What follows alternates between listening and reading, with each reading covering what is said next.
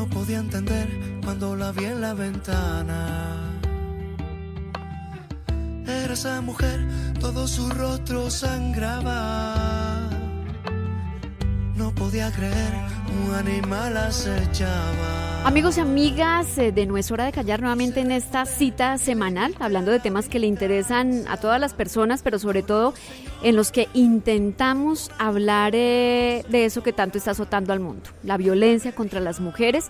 Y en este mes y en esta fecha, especialmente cuando se acaba de conmemorar otro año del 25 de noviembre, Día Internacional para decirle no a la violencia contra mujeres y niñas, pero además también empezamos un periodo muy importante y son los 16 días de activismo mundial en contra de la violencia de género.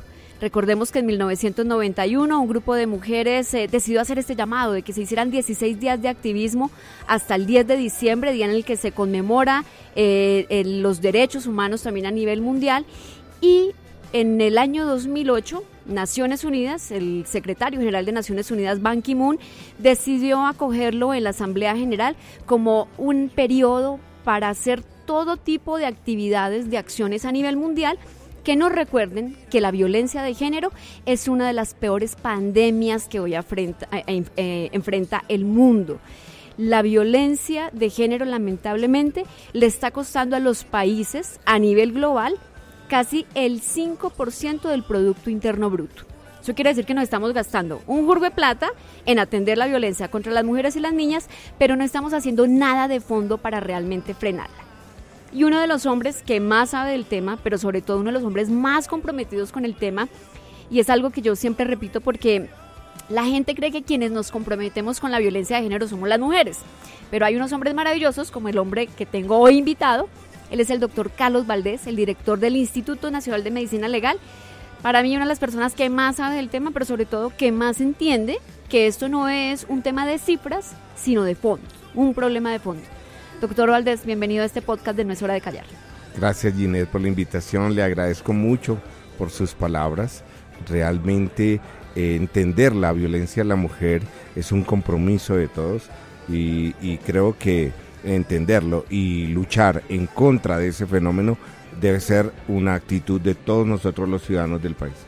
Doctora, a usted le toca el trabajo, digamos el trabajo sucio de toda esta problemática y es las estadísticas, porque la gente además cree, aunque son muy importantes, que el problema se reduce a eso, a tener la estadística. Por ejemplo, tenemos una muy fuerte, delitos sexuales ocurridos desde el 1 de enero al 30 de octubre del 2018, 19.193 casos.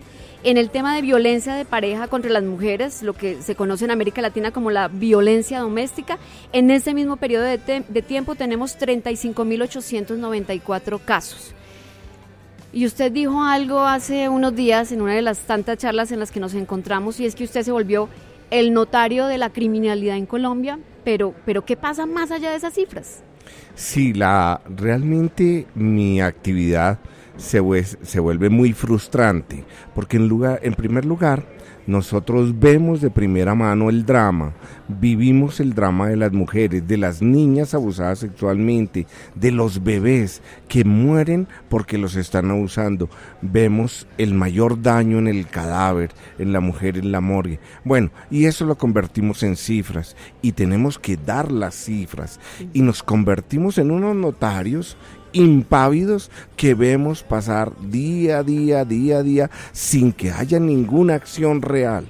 Hoy las cifras que señalas hoy nos muestran que esto no está teniendo ningún resultado, que todo lo que digamos se queda en simples intenciones, que la violencia a la mujer en las diversas formas como violencia intrafamiliar, violencia de pareja, violencia interpersonal, violencia sexual y homicidio, que son las que medimos, todas están aumentando.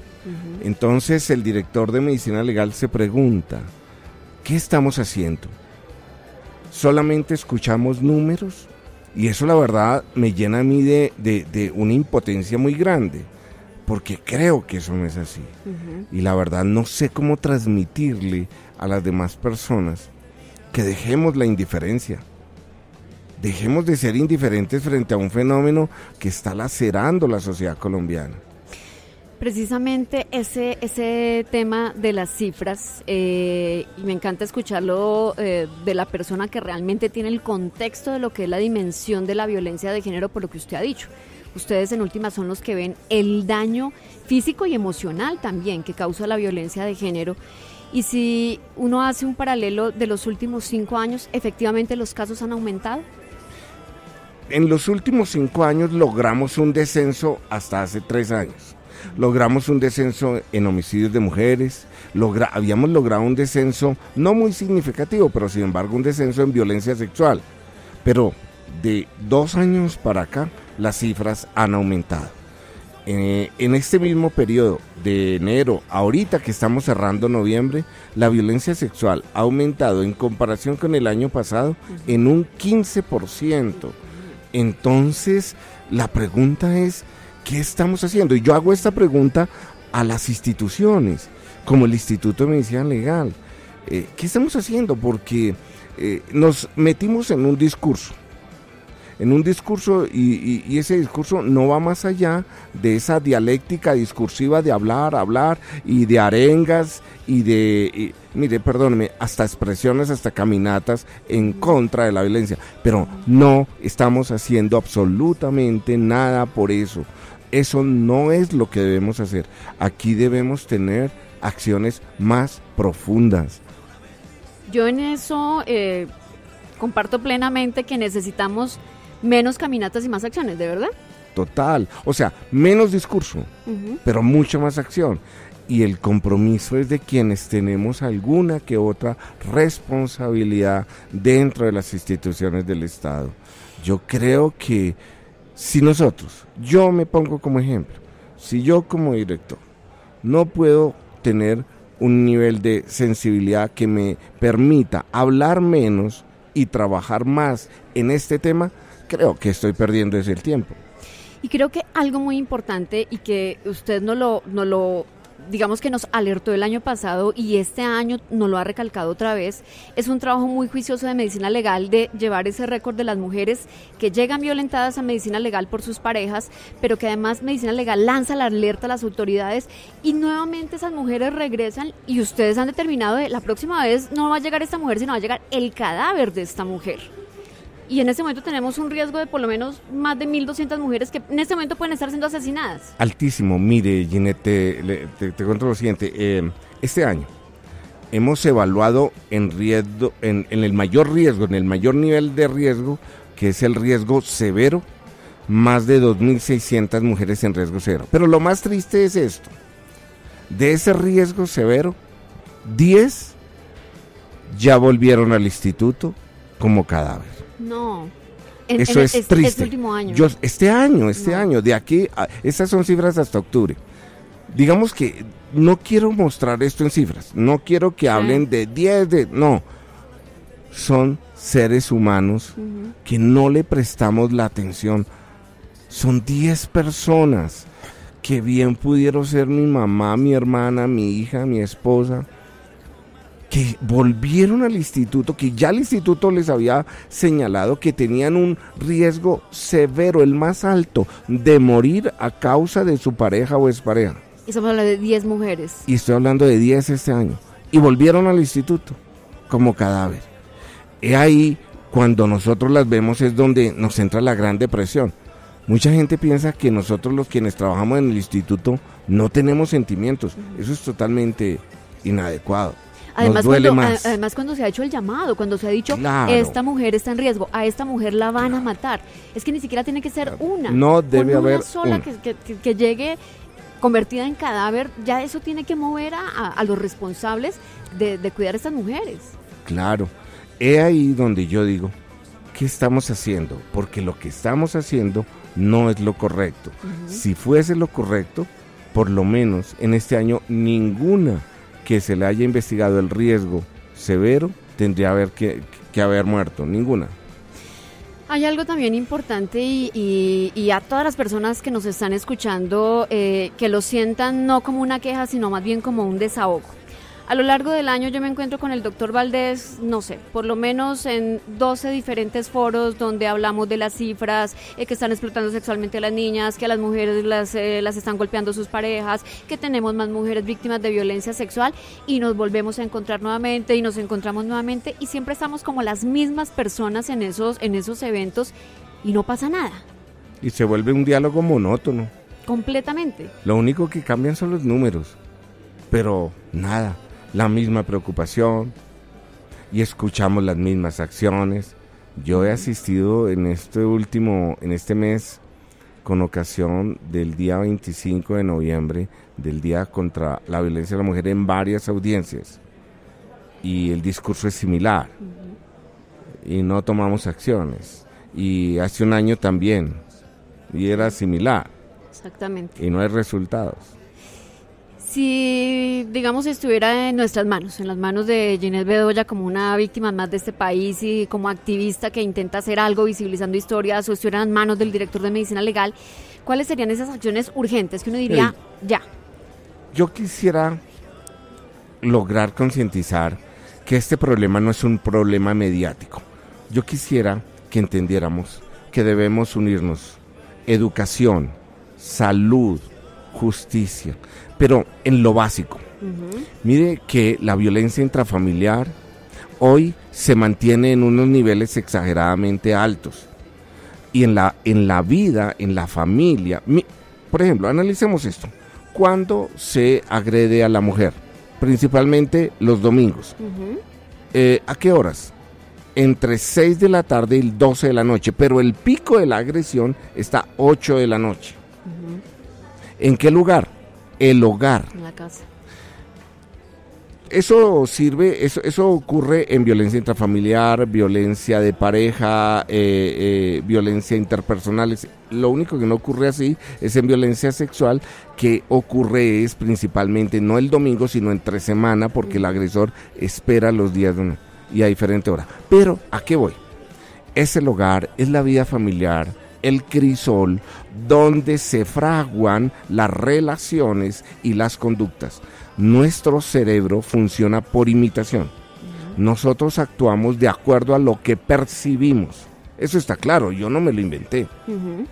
Nuestro cerebro actúa por imitación y por lo que percibimos. El cerebro de un bebé, de un niño de 1 año, ya ha visto violencia de los padres, ya ha visto gritos, y solo estoy hablando de violencia sexual, de violencia física, no estoy hablando de violencia psíquica, de violencia afectiva.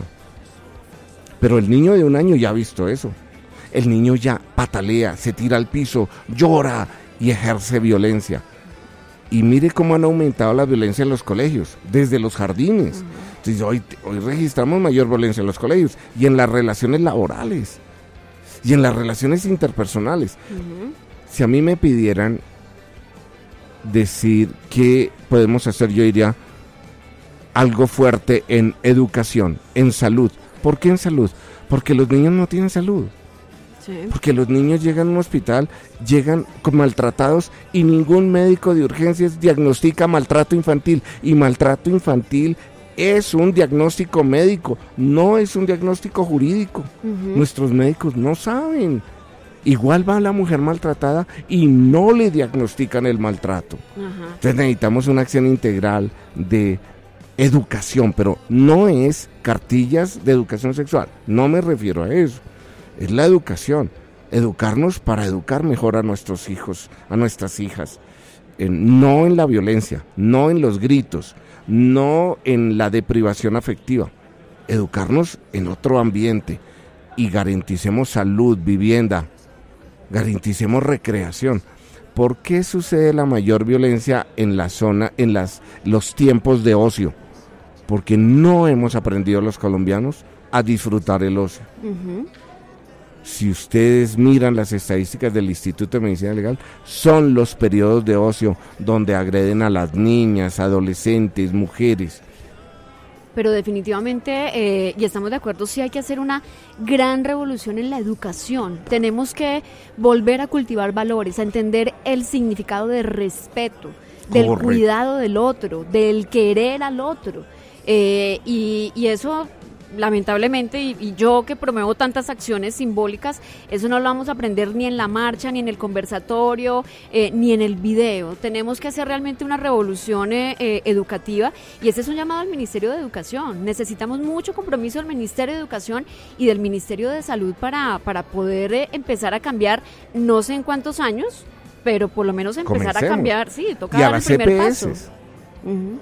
Porque yo creo, y eso lo sabemos todos, que la educación hoy la dirigen las EPS. Exactamente. Los médicos. Exactamente. Es un papel. Yo quisiera a mis colegas, llamar la atención de mis colegas, los que se están graduando en este momento. Tenemos un papel humanitario muy grande. Hay que brindar salud. Hay que proteger a la población más vulnerable, los niños y las niñas. Y otra cosa, doctor Valdés, y que antes de empezar a grabar el podcast yo le decía, obviamente bienvenidas todas las acciones que hacen las ONGs, las organizaciones internacionales, el gobierno, en fechas como el 25 de noviembre, pero ¿no sería mejor que todos nos alineáramos con un mismo discurso, un mismo mensaje, un mismo eslogan, no sé, que nos uniéramos? Una misma estrategia para que no sean 50 estrategias diferentes y un resultado que a la final no tiene ningún efecto. Cero, igual pienso yo. Mire, yo como director de una institución presento ante los organismos de control mis estrategias y yo me doy cuenta que no estoy articulado. Sí. Yo me articulo con la Fiscalía, pero es que estamos articulándonos para cuando ya pasó el hecho. Exactamente. El problema no hay que dejarlo solo al sector justicia. Uh-huh. Es que yo me articulo para la Fiscalía, es para cuando ya la persona murió. Exactamente. Pero eso es muy triste. Pues bueno, yo espero que el próximo 8 de marzo y el próximo 25 de mayo y cuando tenemos estas fechas de conmemoración podamos tener un panorama diferente, o por lo menos que ya digamos que estamos articulados. O por lo menos, sí, que ya por lo menos nos pusimos de acuerdo en estrategias. Exacto. Y una de las estrategias en las que nos queremos poner definitivamente de acuerdo es en el tema de la explotación sexual de niñas. El procurador ha hecho un llamado muy fuerte y por lo menos hasta el momento estamos tratando de articularnos y yo creo que tenemos que empezar a mostrar resultados, así sea en uno de los temas. Y este tema es vital. ¿Tiene algún panorama medicina legal sobre el tema de la explotación sexual? Y es un buen ejemplo para la articulación y sobre todo lo más maravilloso que ha hecho la Procuraduría es que lo ha sacado de las grandes ciudades, uh-huh. Porque la explotación sexual se vive en todo el país, pero es mucho más sensible y hay más subregistros en las ciudades intermedias y pequeñas ciudades. El panorama que nosotros tenemos desafortunadamente es muy parcial, porque en explotación sexual el mayor panorama lo debe tener la salud, los registros de salud pública, uh-huh. En todo lo que tiene que ver con embarazos no deseados, con enfermedades de transmisión sexual, con patologías propias de este tipo de situaciones, ¿no? El instituto ya le llegan estados finales y las estadísticas o los datos que el instituto arroja siempre van a ser segmentados. Uh-huh. Pero bueno, creo que también desde el Instituto Nacional de Medicina Legal se está haciendo un gran trabajo y no solamente en este tema. El simple hecho de que nos llamen la atención de decir, aquí vino una mujer, vino viva, vino golpeada pero vino viva, después regresó en una bolsa negra, nos tiene que llamar a tomar acción, a reflexionar, a tomar conciencia. Que no esperemos que la mujer golpeada sea mi mamá, o sea mi hija, o sea mi hermana, o que la niña violada sea mi hija, o sea la compañerita de colegio de mi hija. Que tomemos acción desde antes. Y bueno, no, seguiremos contando con usted, doctor Valdés. Gracias. Siempre. En nombre de los millones de mujeres y niñas de este país, de verdad yo le digo gracias por lo que usted hace por nosotras. Es un gran honor y somos 2.089 funcionarios en el instituto. Yo recibo ese agradecimiento en nombre de todos mis funcionarios. 2.089, claro, me incluyo, pero somos todos nosotros. Gracias, Ginette. Pues gracias a todos esos hombres y mujeres del Instituto Nacional de Medicina Legal, porque están haciendo un gran trabajo. Y a ustedes que nos están escuchando, por favor, tomen acción, no esperen a que esa violencia toque a la puerta de su casa, tomen acción. Desde aquí, como siempre, seguiremos diciendo, no es hora de callar. Es una pena tan grande, el mundo lleva en el alma. Son puñales. Escucha otros podcasts de El Tiempo ingresando a www.eltiempo.com/podcast.